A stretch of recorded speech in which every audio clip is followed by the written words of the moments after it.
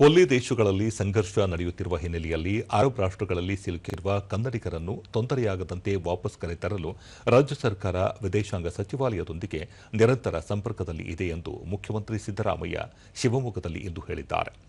Arab ದೇಶಗಳಲ್ಲಿ ಸಿಲುಕಿರುವ ಬಳ್ಳಾರಿಯ 30 ಜನರನ್ನು ವಾಪಸ್ ಕರೆತರಲಾಗುವುದು.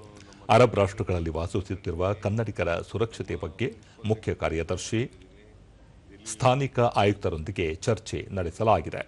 ದುಬೈ ವಿಮಾನ ನಿಲ್ದಾಣ ಬಂದ್ ಆಗಿರುವ ಹಿನ್ನೆಲೆಯಲ್ಲಿ ಭಾರತೀಯರನ್ನು ಸುರಕ್ಷಿತವಾಗಿ ಕರೆತರಲು ವ್ಯವಸ್ಥೆ ಮಾಡಲಾಗುತ್ತಿದೆ ಎಂದು ತಿಳಿಸಿದರು. ಸುದ್ದಿಗಾರರ ಪ್ರಶ್ನೆಯೊಂದಕ್ಕೆ ಉತ್ತರಿಸಿ, ಏಪ್ರಿಲ್ ತಿಂಗಳಲ್ಲಿ ವಿದ್ಯುತ್ ದರ ಏರಿಕೆ ಮಾಡುವ ಪ್ರಸ್ತಾಪ ಸರ್ಕಾರದ ಮುಂದಿಲ್ಲ, ಸದ್ಯಕ್ಕೆ ಆ ಕುರಿತು ಚಿಂತನೆಯೂ ನಡೆಸಿಲ್ಲ ಎಂದು ಸ್ಪಷ್ಟಪಡಿಸಿದರು. ಮಾತಾಡದೆ ಆರಾಮಾಗಿದ್ದಾರಂತೆ, ಹೋಟೆಲ್ನಲ್ಲಿ ಇದ್ದಾರಂತೆ.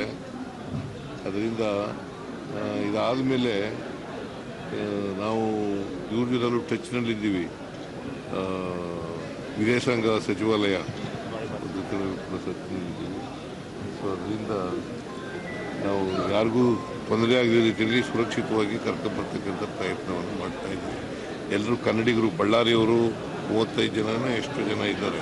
ಸೊ ಅವ್ರನ್ನೆಲ್ಲ ವಾಪಸ್ ಕರ್ಕೊಬರ್ಲಿಕ್ಕೆ ಪ್ರಯತ್ನ ಮಾಡ್ತೀವಿ. ನಾವು been in touch with the foreign affairs ಇದು ಸಚಿವಾಲಯ ಸೆಕ್ರೆಟರಿಯೇಟ್ ಜೊತೆ ಟಚ್ನಲ್ಲಿದ್ದೀವಿ. ನಾನು ಚೀಫ್ ಸೆಕ್ರೆಟರಿಗೂ ಮಾತಾಡಿದ್ದೀನಿ, ನಿನ್ನೆ ಮಾತಾಡಿದೆ, ಇವತ್ತು ಮಾತಾಡಿದೆ, ಬೆಳಿಗ್ಗೆನೂ ಮಾತಾಡಿದೆ. So all our Indians are safe in Dubai. ಈಗಂತೂ ಸದ್ಯಕ್ಕಿಲ್ಲ. ವಿಪಕ್ಷಗಳಿಗೆ ಬೇರೆ ಏನು ಕೆಲಸ ಇಲ್ಲ, ಇವ್ರಿಗೆ ಕೆಲಸ ಇದೆ, ಟೀಕೆ ಮಾಡೋದೇ.